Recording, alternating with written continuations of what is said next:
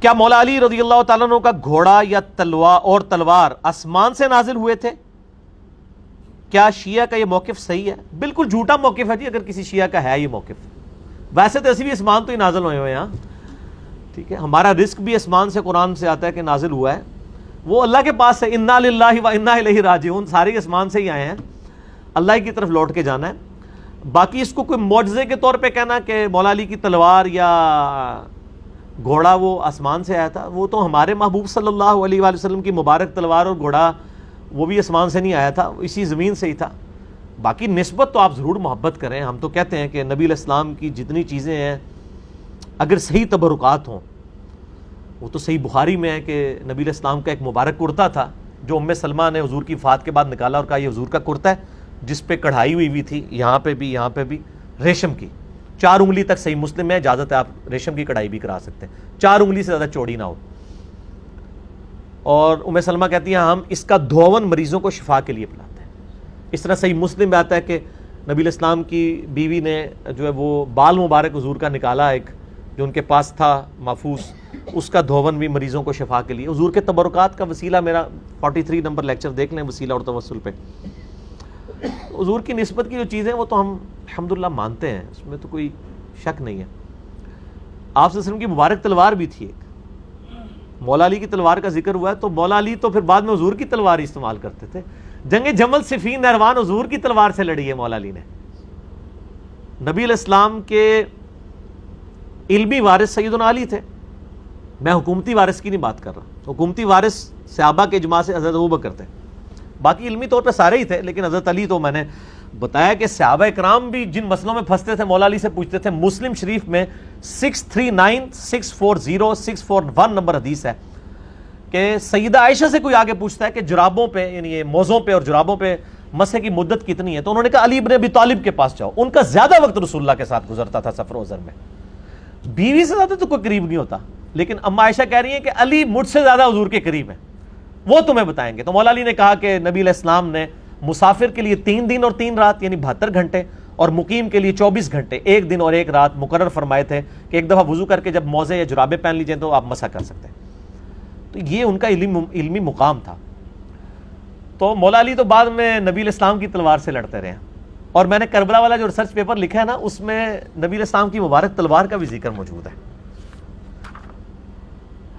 ہاں جی، میرا جو ریسرچ پیپر 5B ہے، واقعہ کربلا کا حقیقی پس منظر، جو میں نے آپ کو بارہا دکھایا ہے، research paper number 5B ahlsunnatpak.com پہ، اس میں بخاری مسلم دونوں میں حدیث ہے۔ بخاری میں انٹرنیشنل نمبر ہے 3110، مسلم میں 6309، کہ حسین ابن علی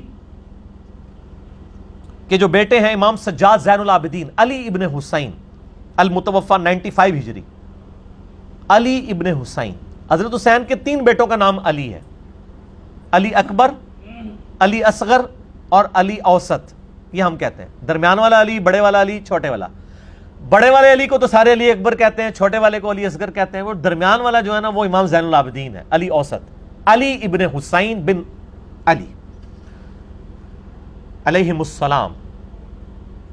اور امام بخاری نے باقاعدہ جو ہے وہ ان کو علیہم السلام لکھا ہے، صحیح بخاری میں 7465 نمبر حدیث ہے، جس میں امام زین العابدین، امام حسین اور امام علی تینوں کو علیہم السلام لکھا ہے امام بخاری نے۔ خیر علیہ السلام پہ میرا کلپ یوٹیوب پہ دیکھ لیں۔ بخاری میں 3110، مسلم میں 6309۔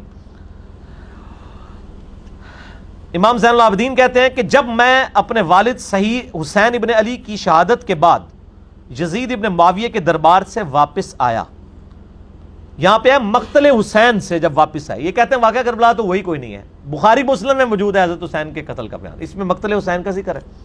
تو ان کا بیٹا کہتا ہے کہ میں حسین علیہ السلام کی شہادت کے بعد جب یزید ابن معاویہ کے دربار سے واپس آیا تو سیدنا مسور بن مخرمہ صحابی میرے پاس آئے اور انہوں نے کہا کہ آپ کے پاس رسول اللہ کی وہ تلوار ہے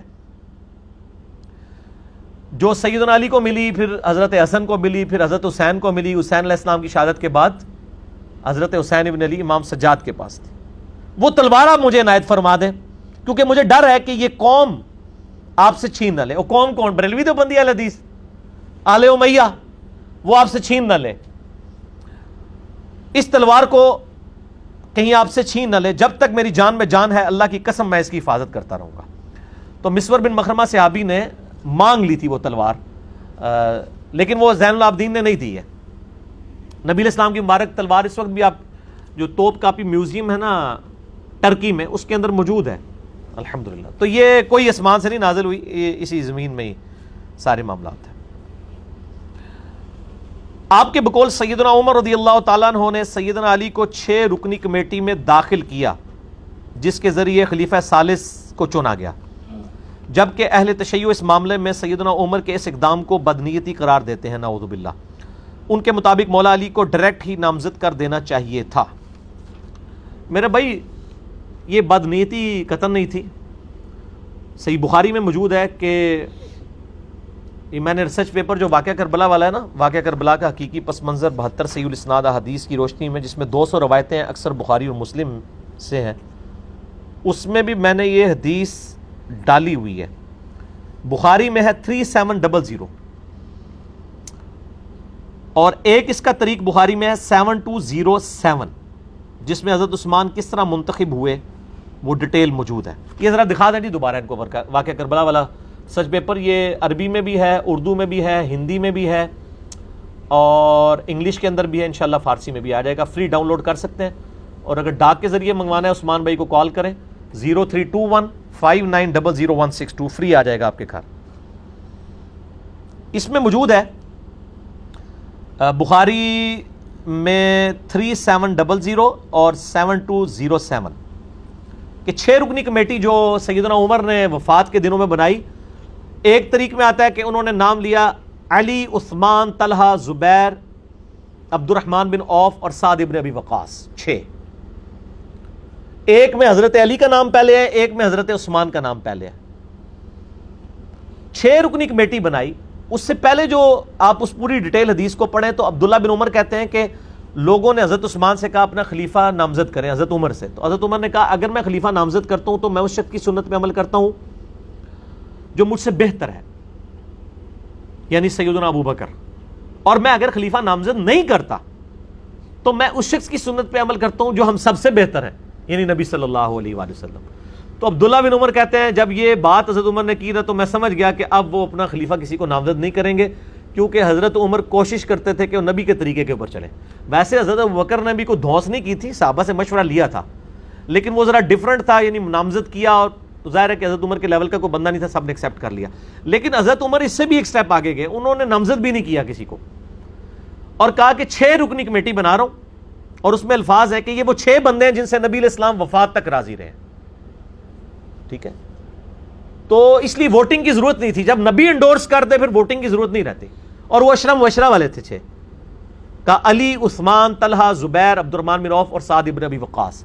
اور بخاری کے الفاظ ہیں کہ سعد ابن ابی وقاص کو جو میں نے پرشین امپائر کی گورنری سے معزول کیا تھا نا، اس معزولی کو اس کے خلاف دلیل نہ لینا کہ جی اس تے عثمان حضرت عمر نے لا دیتا سی، اینو نہیں سی خلیفہ چننا۔ ٹھیک ہے، وہ تو حضرت عمر 4 سال سے زیادہ کسی کو رہنے نہیں دیتے تھے گورنر، تاکہ وہ پارٹی نہ بنا لے اپنی۔ وہ تو حضرت معاویہ رضی اللہ تعالیٰ کی لاٹری نکل آئی کہ وہ 4 سال پورے ہی نہیں ہوئے، حضرت عمر شہید ہو گئے، ورنہ وہ بھی وہاں سے گورنری سے ہٹ جاتے۔ تو حضرت عمر ہر 4 سال کے بعد گورنر چینج کر دیتے تھے تاکہ وہ پارٹی بازی نہ کر لے خلیفہ کے خلاف۔ تو اس میں ویسے میرا کلپ ہے، لوگوں نے حضرت عمر پہ تان کیا تھا نا کہ معاویہ کو انہوں نے بنایا رضی اللہ تعالیٰ عنہ، تو میں نے کہا کہ وہ کچھ اور ہی معاملہ تھا، آپ جا کے لکھیں کہ حضرت معاویہ کو حضرت عمر نے گورنر بنایا تھا رضی اللہ تعالیٰ عنہ، رضی اللہ عنہ مجمعین۔ تو ابن عمر کہتے ہیں کہ میں نے سمجھ لیا کہ نبی علیہ السلام کا طریقہ اڈاپٹ کریں گے، اور وہی ہوا، انہوں نے 6 رکنی کمیٹی۔ اس کے بعد اپنے بیٹے عبداللہ بن عمر کو کہا کہ اما عائشہ کے پاس جاؤ، ان سے کہنا کہ عمر بن خطاب عرض کرتا ہے، امیر المومنین نہ کہنا، آئی ایم نو مور امیر المومنین، کہیں میرے اس امیر کے حکم اولي الامر منکم کے تحت، یعنی اس کو حکم نہ امیر المومنین کا مان کے اما عائشہ مجبور ہو جائیں۔ ان سے کہو کہ عمر اپنے 2 ساتھیوں کے ساتھ دفن ہونا چاہتا ہے۔ اما عائشہ نے کہا رضی اللہ تعالیٰ عنہ، میں نے یہ جگہ اپنے لیے رکھی تھی لیکن آج عمر کو میں اپنے پہ ترجیح دوں گی۔ تو پھر وہ 7 دفن کیے گئے۔ اے کنڈی کھلنے والا واقعہ جھوٹا جے، یہ حضرت ابوبکر نے کہا میری یہ رکھ دینا، میں وہ کنڈی کھل جائے گی، تو جھوٹ ہے۔ ورنہ تو سیدہ عائشہ کو بھی حضرت عمر کہتے کہ میں آ رہا ہوں، اگر کنڈی کھل گئی تو مجھے دفنا دینا. بخاری میں موجود ہے، کوئی کنڈی نہیں کھلی. میرا اس کے اوپر بھی کلپ ہے کہ قبر رسول سے آواز حضرت ابو بکر کے لیے. جھوٹ ہے بالکل. بخاری میں بالکل اس کے اپوزٹ چیزیں موجود ہیں. یہ ساری تاریخی روایتیں جمع کر کے تو امت کا بیڑا غرق کیا ان لوگوں نے، ظالموں نے. تو سیدنا عمر فاروق رضی اللہ تعالیٰ عنہ نے 6 رکنی کمیٹی بنائی. وہ کوئی بدنیت نہیں تھے. بیسیکلی حضرت عمر چاہتے تھے کہ مسلمان کنسنسس کے ساتھ اس 6 رکنی کمیٹی میں سے کسی کو چن لیں. باقی میں آپ کو بتاؤں، حضرت عمر نے خواب بھی دیکھا تھا، وہ بھی میں نے اس ریسرچ پیپر میں ڈالا ہوا ہے. وہ حدیث ہے صحیح مسلم میں 1258. حضرت عمر کہتے ہیں میں نے خواب دیکھا ہے کہ آج ایک مرغے نے خواب میں مجھے ٹھونگے ماری ہیں، اور میں نے اس کی تعبیر یہی کی ہے کہ مجھے قتل کر دیا جائے گا، اور اگر میں قتل ہو جاؤں تو ان 6 بندوں کے علاوہ کسی کو خلافت کے معاملے میں شامل نہ کرنا جن سے نبی علیہ السلام وفات تک راضی رہے. یعنی ان کی نسبت نبی کی نسبت ہی تھی. اس کا مطلب ہے کچھ ایسے بھی تھے جن سے حضور وفات کے وقت ناراض تھے. اور پھر اس میں حضرت عمر کے بڑے سخت الفاظ ہیں. اس میں انہوں نے کہا کہ اور مجھے خوب معلوم ہے کہ بعض لوگ اس امر خلافت میں تان کریں گے، اور یہ وہی لوگ ہیں جن کو میں نے اسلام کی خاطر ان کے اسلام قبول کرنے سے پہلے اپنے ہاتھوں سے انہیں مارا تھا. ان کا یہ جو نیو مسلم ہے نا، اور ظاہر وہ آل امیہ ہی تھی زیادہ تر، تو یہ نیو مسلم دیکھنا کہ یہ تان کریں گے جب ان 6 بندوں میں سے کسی کو خلیفہ چنو گے. اور دیکھ لیں حضرت علی کے خلاف پھر کھڑے ہوئے نا وہ. حضرت عمر نے کہا کہ، اور اس کے آگے پھر بڑے سخت الفاظ ہیں، میں یعنی وہ حضرت عمر کے ریفرنس سے ہی بیان کرتا ہوں. حضرت عمر کہتے ہیں میں نے ان کو اپنے ہاتھوں سے مارا کیا ہوا ہے اور فتح مکہ پہ معافی مانگ کے مسلمان ہوئے ہیں. پس اگر یہ لوگ ایسا کریں یعنی خلافت میں تان کریں تو جان لینا کہ وہ اللہ کے دشمن، کافر اور گمراہ ہیں. اتنا ڈاڈا فتویٰ. باقی آپ میرا ڈیٹیل دیکھ لیں. خلافت راشدہ کے 30 سال، مسئلہ 162A اور B. 162A نہج البلاغہ شیعہ کی کتاب سے، اور 162B جو ہے وہ اہل سنت کی کتابوں سے میں نے 30 سال خلافت راشدہ الحمدللہ ثابت کی ہے. تو حضرت عمر کوئی بد نیت نہیں تھی. اور میں آپ کو بتاتا ہوں، رومن اور پرشین امپائر جب گری تو ظاہر حضرت عمر وہاں کے دوروں کے لیے گئے، انٹرنیشنل دوروں کے اوپر. حضرت علی کو اپنی جگہ خلیفہ بنا کے گئے. اس دوران اگر خدا نہ خواستہ سیدنا عمر شہید ہو جاتے، حضرت علی آٹومیٹکلی خلیفہ بن جاتے ہیں. کیونکہ بخاری مسلم میں ہے کہ جب غزوہ تبوک پہ نبی علیہ السلام گئے تھے، اپنا خلیفہ حضرت علی کو چھوڑ کے گئے تھے. حضرت علی رو پڑے. یہ پہلا اور آخری موقع تھا کہ حضرت علی کسی جنگ میں ساتھ چھوڑتے نہیں تھے حضور کا. یہاں پہ حضور صلی اللہ علیہ وسلم نے پھر ان کی دلجوئی کی. فرمایا علی تو اس سے راضی نہیں ہے کہ تیرے میرے ساتھ وہی نسبت ہے جو ہارون کی موسیٰ کے ساتھ، مگر میرے بعد کوئی نبی نہیں. بہت بڑی دلیل ہے سیدنا علی کی شان کے اوپر. یعنی نبی صلی اللہ علیہ وسلم کی سب سے زیادہ قریبی آپ کے لیے سپورٹیو شخصیت حضرت علی کی تھی، کیونکہ حضرت موسیٰ کے لیے سب سے زیادہ سپورٹیو کون سی تھی؟ ہارون علیہ السلام. یہ تسلی تھی. تو اسی سنت پہ عمل کرتے ہوئے حضرت عمر بھی جب فارن ٹورز پہ جاتے تھے، حضرت علی کو اپنا خلیفہ بنا کے مدینے میں جاتے تھے. چیف جسٹس تو پہلے ہی بنایا ہوا تھا، اور آپ کو پتا چیف جسٹس کا عہدہ تو مسکراہٹ ہی کافی ہے. آج بھی چیف جسٹس آپ سنبھالے جا رہے، اس زمانے میں چیف جسٹس کا عہدہ کس لیول کا ہوگا؟ وہ حضرت علی تھے. رومن امپائر گری، ابو دردہ کو چیف جسٹس لگایا وہاں پہ، اصحاب صفا غریب صحابی. پرشین امپائر گری، عبداللہ ابن مسعود غریب صحابی، اس کو چیف جسٹس لگایا.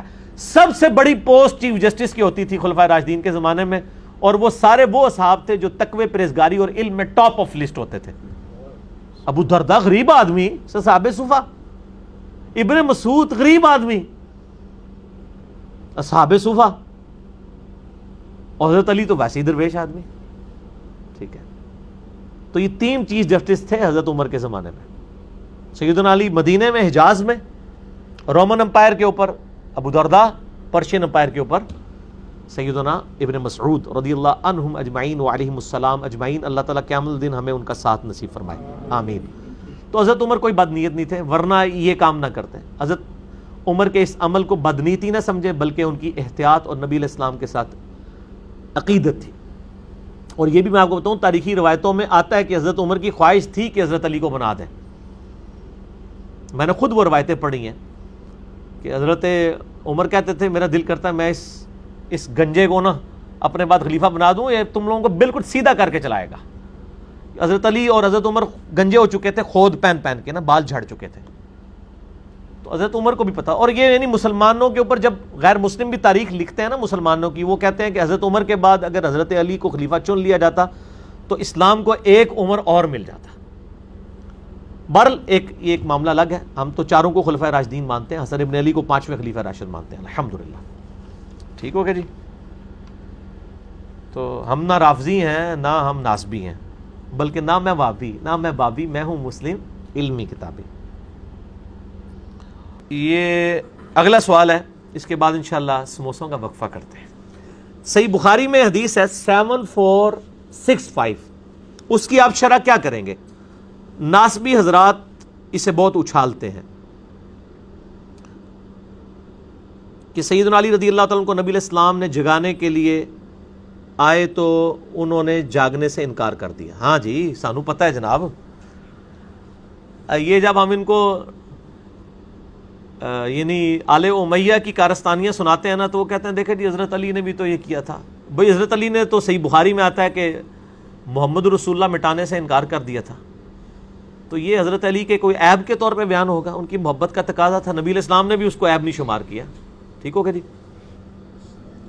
وہ تو انہوں نے اپنی محبت کا اظہار کیا کہ مٹانے سے انکار کر دیا. محمد رسول اللہ کی بجائے محمد ابن عبداللہ لکھوانا چاہتا تھا، سہیل ابن عمر، صلح حدیبیہ کے موقع میں بخاری میں آتا ہے.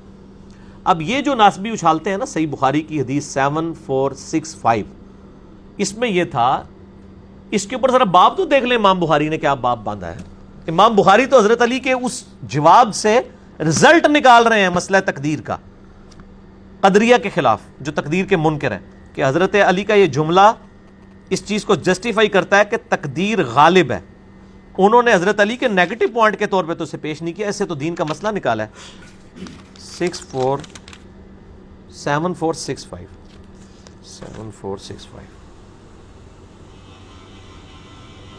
ہاں جی. فی المشیہ والارادہ، یعنی یہ چیپٹر ہے مشیت اور ارادے کے بارے میں. ایک انسان کا ارادہ ہوتا ہے، ایک اللہ کی مشیت ہوتی ہے. ہم کہتے ہیں نا کہ دونوں چیزیں جب جمع ہو نا پھر ہی کوئی کام ہو سکتا ہے، کہ آپ بھی نیت کریں پھر اللہ تعالیٰ کی تقدیر بھی غالب ہو. اس باب کے تحت لے کے ہیں کہ 7465. اور یہ دیکھیں حضرت علی خود اس حدیث کو روایت کر رہے ہیں، اور اس حدیث میں امام بخاری نے حسین ابن علی اور علی ابن حسین یعنی امام زین العابدین کے نام کے ساتھ علیہم السلام بھی لکھا ہے. اور اس سے بڑی بات دارالاسلام والوں نے ڈنڈی بھی نہیں ماری، باقی جگہ ڈنڈی کی ماری ہے، انہوں نے رضی اللہ عنہ کر دیا ہے علیہ السلام کو. ٹھیک ہے 3748 حضرت حسین کے ساتھ علیہ السلام کو رضی اللہ عنہ کر، یہاں ان سے ڈنڈی نہیں ماری گی. اونکاری نہ دئیو کدھر یار، میں پوائنٹ آؤٹ کرتا جے پاویں بھول کے. اور داؤد راز والے PDF میں بھی یہاں علیہم السلام لکھا ہوا ہے. حضرت علی خود روایت کر رہے ہیں کہ ایک دن نبی علیہ السلام میرے اور فاطمہ کے پاس آئے، تہجد کا وقت تھا، اور ندا دی کہ تم لوگ اٹھ کے نفلی نماز کیوں نہیں پڑھتے. بھئی نفلی نماز پڑھنے کے اوپر کسی کے اوپر کوئی قدغن لگائی جا سکتی ہے؟ اللہ کے نبی بھی شریعت ساز تو نہیں ہے نا. ٹھیک ہے نا. جیسا کہ بخاری میں آتا ہے ایک عورت تھی، وہ اس کا خاوند آزاد ہو گیا اور وہ ابھی تک غلام تھی. اب جب عورت آزاد ہو گئی اور خاوند غلام تھا، صحیح بخاری میں آتا ہے، اس کا رول یہ ہے کہ اگر خاوند جب تک آزاد نہ ہو نا تو عورت کی مرضی ہے کہ وہ نکاح تنسیخ کروا سکتی ہے. ٹھیک ہو گیا. اب کیا ہوا، وہ خاوند سے اس نے کہا میں نے تو لہدگی لینی ہے. وہ خاوند پورا دن روتا رہتا تھا، داڑھی آنسوؤں سے تار ہو جاتی تھی. بخاری کے الفاظ ہیں. انہوں نے اس خاوند نے آ کے نبی علیہ السلام کو شکایت کی. آپ نے اس عورت کو بلا کے کہا کہ اپنے خاوند کے ساتھ رہ. کہ یا رسول اللہ میں آزاد ہوں، یہ غلام ہے، میں نہیں اس کے ساتھ رہنا چاہتی. تو آپ نے فرمایا کہ تو رہ لے تو بہتر ہے. ان کا یا رسول اللہ آپ مجھے حکم دے رہے ہیں یا مشورہ؟ کہا نہیں میں مشورہ ہی دے رہا ہوں، حکم تو میں نہیں دے سکتا، اللہ کی شریعت تو نہیں بدل سکتے نا. تو ان کا میں نہیں مانتی. آج یہ باتیں کرے تو کہتے ہیں گستاخ ہو گیا. کسی نے گستاخ نہیں کہا. تو نبی شریعت ساز نہیں ہوتا، نبی شریعت پہنچانے والا ہوتا ہے. یا کسی معاملے میں کوئی حکم فرمائے اللہ انڈورس کر دیتا. جیسے فرمایا کہ مجھے امت کا خیال نہ ہوتا میں مسواک کا حکم دے دیتا. اگر آپ حکم دے دیتے اللہ انڈورس کر دیتا، شریعت بن جانی تھی. یہاں پہ بھی دیکھیں حضرت علی خود روایت کر رہے ہیں، چھپا نہیں رہے. کہتے ہیں میرے پاس آئے اور کہا تم اٹھ کے تہجد کی نماز کیوں نہیں پڑھتے؟ تو حضرت علی نے پھر جواب میں کہا کہ یا رسول اللہ وسلم انما انفسنا بید اللہ، بے شک ہماری جانیں جو ہیں وہ تو اللہ کے قبضے میں ہے، اگر اللہ تعالیٰ چاہے گا تو ہمیں اٹھا دے گا. ٹھیک ہے. تو نبی علیہ السلام فانصرف رسول اللہ صلی اللہ علیہ وآلہ وسلم، آپ صلی اللہ علیہ وسلم وہاں سے چلے گئے، اور حضرت علی کہتے ہیں ہم سے حضور نے کچھ نہیں اس کے جواب میں کہا. ٹھیک ہے. جاتے ہوئے آپ نے خود کلامی کرتے ہوئے اپنے آپ سے بات کی، اور آپ صلی اللہ علیہ وسلم نے کہا وقال الانسان اکثر شیء جدلا، اور اپنی یعنی ران کے اوپر یوں ہاتھ مارا یوں پٹ پہ اور کہا انسان بڑا جھگڑالو ہے. یعنی انسان جو ہے وہ ایسی بات کرتا ہے، یعنی انسان کی نیچر کے اندر ہے کہ وہ اپنے لیے کوئی ایک اسکیپ روٹ تلاش کرتا ہے. تو اس میں تو کوئی ایسا مسئلہ نہیں ہے، اس میں حضرت علی کی کوئی تنقیص نہیں ہے. کوئی فجر کی نماز کے لیے تو اٹھانے نہیں آئے تھے، تہجد کے لیے آئے تھے. تو انہوں نے اپنا شرعی حق استعمال کیا، نبی علیہ السلام نے اس پہ کمنٹس کر دیے کہ انسان جو ہے نا وہ اپنا شرعی حق کس طریقے سے استعمال کرتا ہے، جھگڑا کر لیتا ہے. اگر یہ کوئی خلاف شرع بات ہوتی تو نبی پہ واجب ہوتا ہے وہ اسی ٹائم ٹوک دیا کرتے تھے. حضرت علی کے الفاظ ہیں مجھے نبی نے کچھ نہیں کہا. انہوں نے آپس میں بات کی کہ یہ یعنی حضرت علی نے جو جواب دیا انہوں نے اپنے لیے ایک ایکسکیوز بیان کر دیا، جو لیم ایکسکیوز نہیں تھا، بالکل صحیح ایکسکیوز تھا. اور اس سے امام بخاری نے قدریہ والا جواب تلاش کیا. اس میں حضرت علی کی کوئی تنقیص نہیں آئی ہے کہ حضرت علی رضی اللہ عنہ نے نبی علیہ السلام کی نافرمانی کی، نعوذ باللہ. یہ تو کوئی ایسا مسئلہ نہیں، تو نفلی عبادت تھی، اس کے اوپر تو نبی علیہ السلام خود قدغن نہیں لگا سکتے تھے. ٹھیک ہے. اور جہاں قدغن لگانی ہوتی تھی وہاں پر سخت الفاظ میں ہوتی تھی، جیسا کہ بخاری مسلم میں آتا ہے کہ نبی علیہ السلام کو پتہ چلا کہ ابو جہل کی بیٹی کے ساتھ حضرت علی نکاح کرنے لگے ہیں. تو آپ نے فرمایا کہ اللہ کے نبی کی بیٹی اور دشمن کی بیٹی ایک جگہ جمع نہیں ہو سکتی. حالانکہ حضرت علی کہہ سکتے تھے یا رسول اللہ صلی اللہ علیہ وسلم اللہ نے 4 شادیوں کی اجازت دی ہوئی ہے، لیکن ان کو پتا تھا نہیں میرا عام سٹیٹس نہیں ہے، میں داماد رسول ہوں اور آل رسول مجھ سے چلنی ہے. اور پھر آپ نے فرمایا کہ اے علی جس نے فاطمہ کو تکلیف دی، فاطمہ میرے جگر کا ٹکڑا ہے، جس نے اسے تکلیف دی اس نے مجھے تکلیف دی. ٹھیک ہے نا جی. تو حالانکہ اب یہ معاملہ میں شریعت میں ایک مخصوص حکم حضرت علی کے لیے آ گیا کہ حضرت فاطمہ کی زندگی میں ان کو دوسری شادی کی اجازت نہیں تھی. حضور خود کی ہیں، باقی صحابہ نے کی، حضرت علی کو اجازت نہیں تھی. اب یہ ضرورت آپ صلی اللہ علیہ وآلہ وسلم نے یہ حکم فرما دیا نا تو بس ٹھیک ہے، یہاں پہ کوئی حکم نہیں فرمایا، لہٰذا یہ حضرت علی کی تنقیص پہ پیش کرنا بالکل جو ہے وہ جرم ہے. ایک اور سوال بھی ہے، اس کو کور کر لیتے ہیں، باقی انشاءاللہ پھر ہم بعد میں کریں گے وقفے کے بعد. بعض ناسبی اہل حدیث، یعنی اہل حدیث کے اندر جو ناسبی ہیں، ان کا کہنے کا مطلب یہ ہے، اہل حدیث کو نہیں کہہ رہے. صحیح مسلم میں 4577 نمبر حدیث پیش کرتے ہیں کہ عباس بن عبد المطلب نے سیدنا علی رضی اللہ تعالیٰ عنہ کو گالیاں دیں، اور اس سے وہ آل امیہ کا سیدنا علی پر ممبروں پر سب و شتم کرنے کا دفاع کرتے ہیں. واہ، ہم تو کہتے ہیں انہوں نے بھی گالیاں دی تو غلط کیا، اور آل امیہ نے بھی کیا غلط کیا، دفاع کیوں کرتے ہیں؟ اسے چنگی عقل ماری ہوئی ہے. صحیح بخاری مسلم کی حدیث ہے میری بیٹی فاطمہ بھی چوری کرے اس کے بھی ہاتھ کٹیں گے. تو بھائی عباس ابن عبد المطلب نے اگر حضرت علی کو گالیاں دیں تو انہوں نے بھی غلط کیا، اور بعد میں اگر حضرت معاویہ رضی اللہ تعالیٰ کے دور میں اور آل امیہ کے دور میں جو بخاری مسلم سے میں نے کئی احادیث جو ہیں واقعہ کربلا والے ریسرچ پیپر میں لکھی، ممبروں پہ حضرت علی پہ سب و شتم ہوا تو وہ بھی غلط ہے. نبی علیہ السلام نے تو یہ کرائٹیریا دیا ہے، غلط کرے کوئی بھی وہ غلط ہے، تو دفاع تو ہوتا نہیں ہے. باقی وہ اس سے یہ لیتے ہیں کہ جی آل امیہ نے بدعت نہیں ایجاد کی حضرت علی کو برا کہنے کی، یہ عباس نے بدعت نعوذ باللہ ایجاد کی ہے. اب دیکھیں لوگ یہ سمجھتے ہیں لوگ گھاس کھاتے ہیں، یہ ایک واقعہ تھا، ایک واقعہ. کیا عباس ابن عبد المطلب روزانہ ممبر پہ چڑھتے تھے اور حضرت علی کو کہتے تھے کہ تو بڑا دغا باز ہے، تو بڑا گناہ گار ہے، تو بڑا فراڈی ہے، نعوذ باللہ؟ وہ ایک واقعہ تھا. اور کون ہے حضرت عباس؟ کون ہے آپ کو پتہ ہے؟ حضرت علی کے چچا ہیں. اور صحیح مسلم میں آپ نے یہ حدیث پیش کی، میں مسلم سے ہی آپ کو جواب دیتا ہوں. مسلم میں حدیث ہے 2277، مشکات میں بھی زکات والے چیپٹر میں مل جائے گی. حضرت عباس کی زکات کا جب معاملہ آیا تو نبی علیہ السلام نے حضرت عمر کو کہا کہ عباس کی زکات میں دوں گا. عمر تجھے نہیں پتا چچا باپ کی مثل ہوتا ہے، چچا باپ کی مثل ہوتا ہے. تو حضرت عباس حضرت علی کے کیا لگے؟ باپ. او باپ، میرا باپ بھی مجھے ابھی تک اتنی بڑی عمر میں گالیاں نکال لیتا ہے، اور آپ لوگ ماشاءاللہ گواہ بھی ہیں اس کے اوپر. ٹھیک ہے نا. وہ غصے میں مطلب باپ اور بیٹے کا تو رشتہ ہی کچھ اور ہوتا ہے. ٹھیک ہو گیا جی. تو اس طرح کی بات نہیں کرنی چاہیے. یعنی حضرت عباس نے اگر حضرت علی کو کہہ دیا تو ایک واقعہ تھا نا، ہو گیا، ختم ہو گیا. یہ تو نہیں تھا کہ ہر جمعے میں ہر عید کے خطبے میں علی پر لعنت، علی سے محبت کرنے والوں پہ لعنت، نعوذ باللہ من ذالک. صحیح مسلم میں آپ حدیثیں کھول کے دیکھ لیں، یہ ممبروں پہ کہلوایا جاتا تھا. صحیح مسلم میں 6229 نمبر حدیث ہے میں نے وہ ایک لیکچر ریکارڈ کرایا رپلائی ٹو الیاس قادری آن حضرت معاویہ رضی اللہ تعالیٰ عنہ، اس میں آپ دیکھ لیں، میرا واقعہ کربلا والا ریسرچ پیپر پڑھ لیں، اس سے دفاع نہیں ہوگا۔ اور پھر اس میں ایک سٹیپ آگے جائیں، صحیح بخاری میں 1393 نمبر حدیث ہے، اما عائشہ کہتی ہیں رضی اللہ تعالیٰ عنہ، نبی علیہ السلام نے فرمایا مردوں کو گالی مت دو، وہ اپنے انجام کو پہنچ چکے ہیں، اگر اچھے اعمال کیے تھے تو اچھے انجام کو، برے اعمال کیے تو برے انجام کو۔ جو مر جائے نا اس کو آپ گالی نہیں دے سکتے، البتہ کسی مرے ہوئے بندے کی غلطی ہائی لائٹ ہو سکتی ہے اس حوالے سے جس سے امت کو نقصان ہو رہا ہو، اس پہ لعنت نہ کریں، اس پہ گالی گلوچ نہ کریں۔